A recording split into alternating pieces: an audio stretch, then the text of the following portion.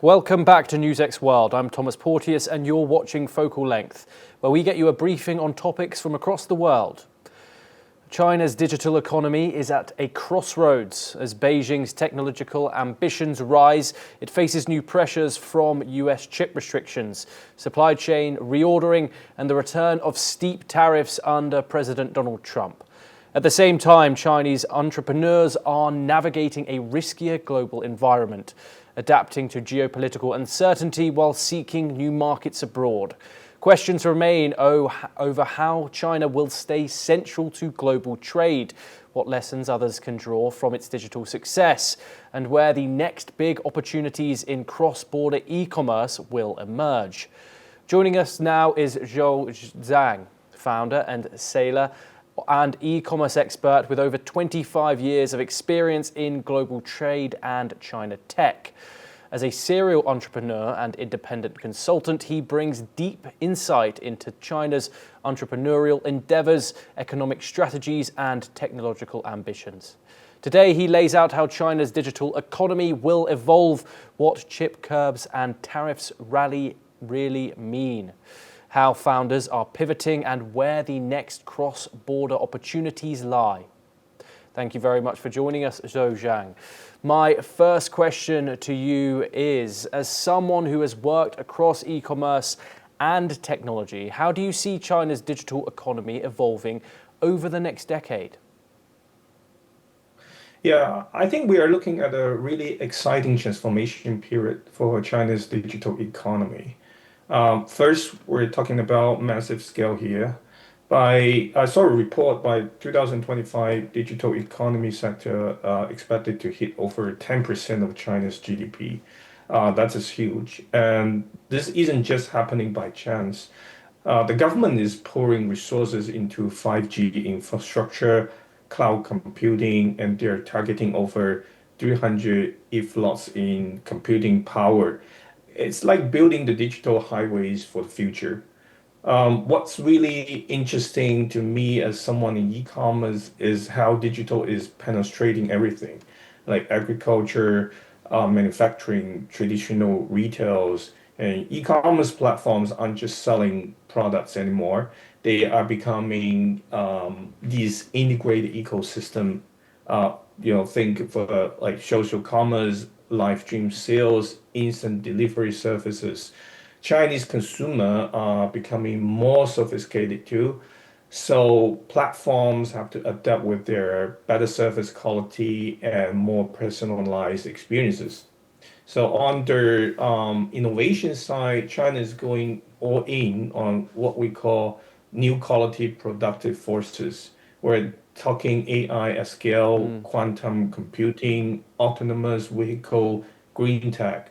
The goal is clear, reducing dependence on foreign technology and actually lead in setting global standards, especially in areas like semiconductor and next-gen networks. And here's what I find particular significant, that is China isn't doing this in isolation. We have Belt and Road and other initiatives, and we are building digital partnership globally, especially in Asia and Africa. So this isn't just about trade. It's about shaping how global economy, digital economy develops. So over the next decade, I would expect China not just grow its digital economy domestically, but really cement its position as a global digital leader. Yes, indeed. And do US restrictions on advanced chips and AI represent a genuine threat to China's technological ambitions or an opportunity to accelerate self-reliance?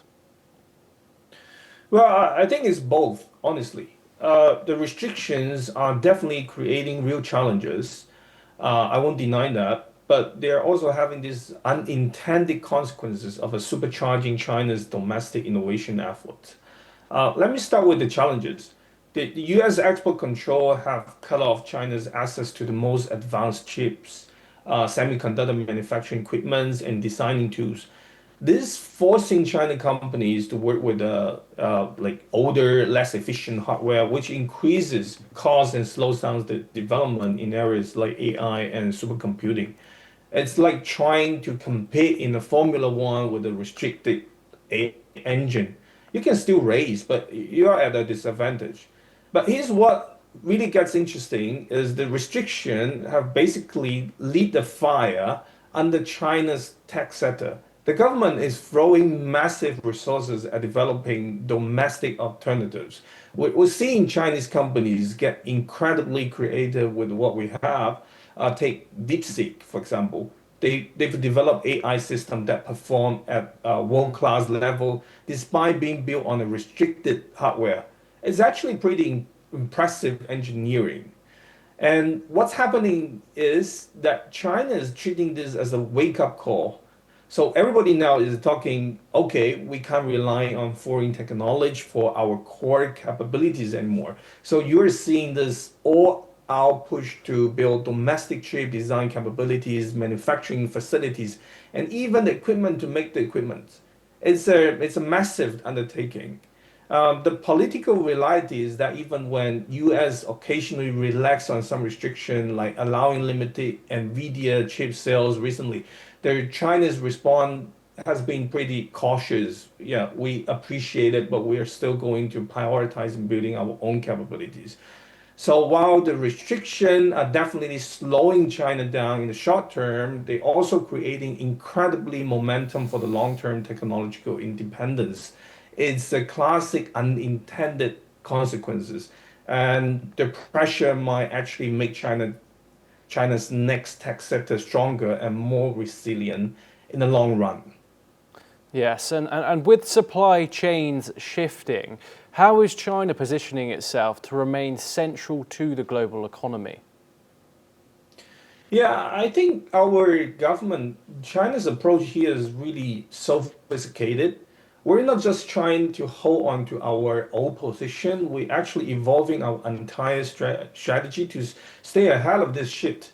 First, let me talk about what we're doing domestically. China is going all in on technology-driven manufacturing. So we are seeing massive integration of AI, automation, IoT, and 5G into our supply chain. This isn't just about cutting costs anymore. It's about creating smart, responsive manufacturing system that can adapt quickly to the global demand changes. When you visit Chinese factory now, the level of digitalization is honestly impressive. But here's really the smart part. Like the Chinese companies are moving away from the old made in China and sold everywhere model. Is that the factories are building what we call global supply chains. This factory is setting up full production ecosystem overseas and working with the local suppliers and creating regional hub. This help them get closer to the end market and reducing the vulnerability to the trade tension. And also, speaking of the Belt and Road Initiative, is a huge piece of this puzzle. So China is using it to deepen economic ties across Asia, Africa, and Latin America. It's not just about infrastructure. We're there to create like integrated trade networks, standardizing regulation, and facilitating digital trade. This gives us, the Chinese companies, multiple pathway to global markets, not just resilient on the traditional Western routes.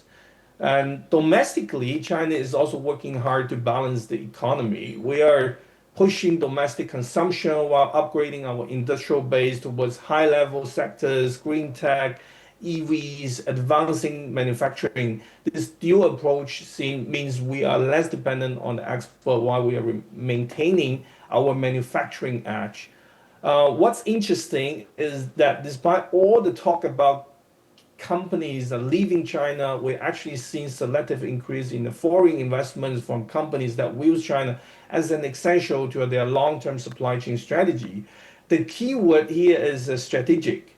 It's not just about cheap labor anymore. It's about being part of the world's most integrated manufacturing ecosystem. So China's positioned itself not just to survive supply chain shift, but to actually lead the next generation of a global manufacturing and trade networks. Yes, and of course, as we know, President Trump has reimposed steep tariffs on Chinese goods. Do you see these tariffs affecting China's industries, especially manufacturing and exports?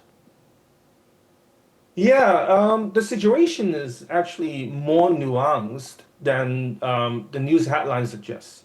While Trump threatened to raise the tariff to 125%, and now, of course, they're still maintaining the 10% of baseline reciprocal tariff, and there keep changes and all everything suspended until the November 10th. There is an impact, I would say, but I don't see there is a significant impact on overall export sector. So if you look at the number, really tells the story of what happening. So we've seen our export to the U.S. dropped by 10% in the first 10.7% for the first 5 months of 2025, and with May, which is the most severe, alone seen like a dramatic 34.5% of a plunge. But that's immediate tangible impact of this tariff on the manufacturing sector. But this is what is remarkable. Despite the significant decline in the U.S. shipment, our total global exports actually grew by nearly 6% during the same period. So this shows both the pain and the resilience we are experiencing simultaneously. The tariff have forced and accelerate geographic diversification. That's probably inevitable anyway. So we are seeing Yes. export to Southeast Asia surge, and EU 12%, and Africa jumping 33%. So Latin America and India also becoming like increasingly important market for us. So I think the current suspension of the tariff threat until November give us some breath room, but we're not waiting. We're using this time strategically to cement this new trade relationship and reduce our structural dependence on any of a single market.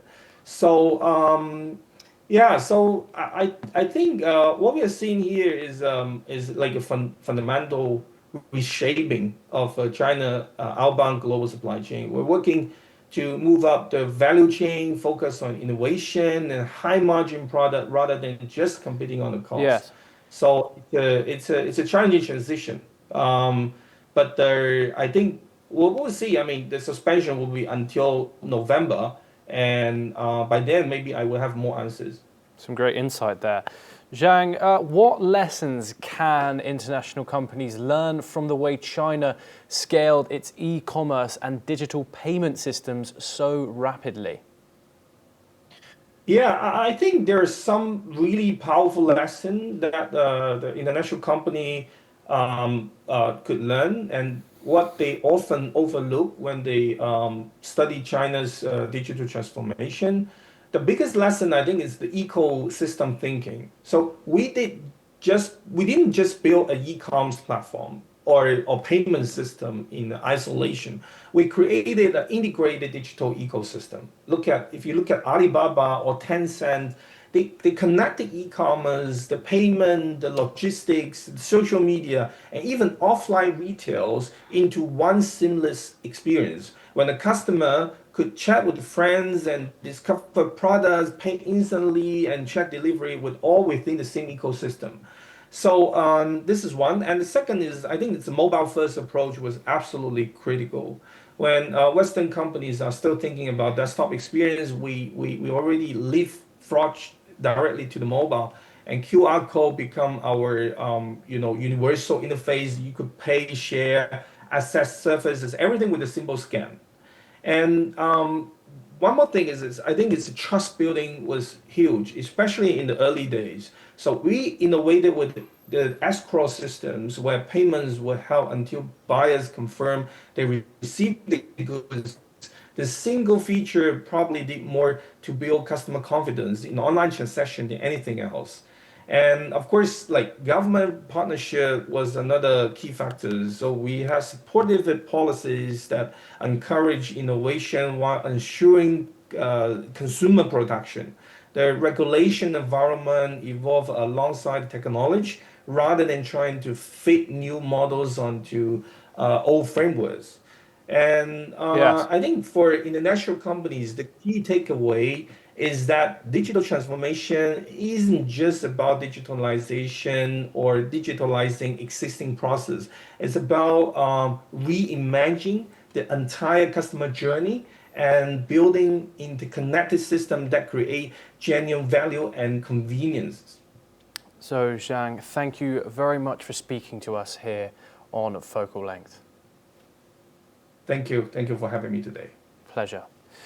And with that, it's a wrap on this episode. For more international news and updates, stay tuned on NewsX World.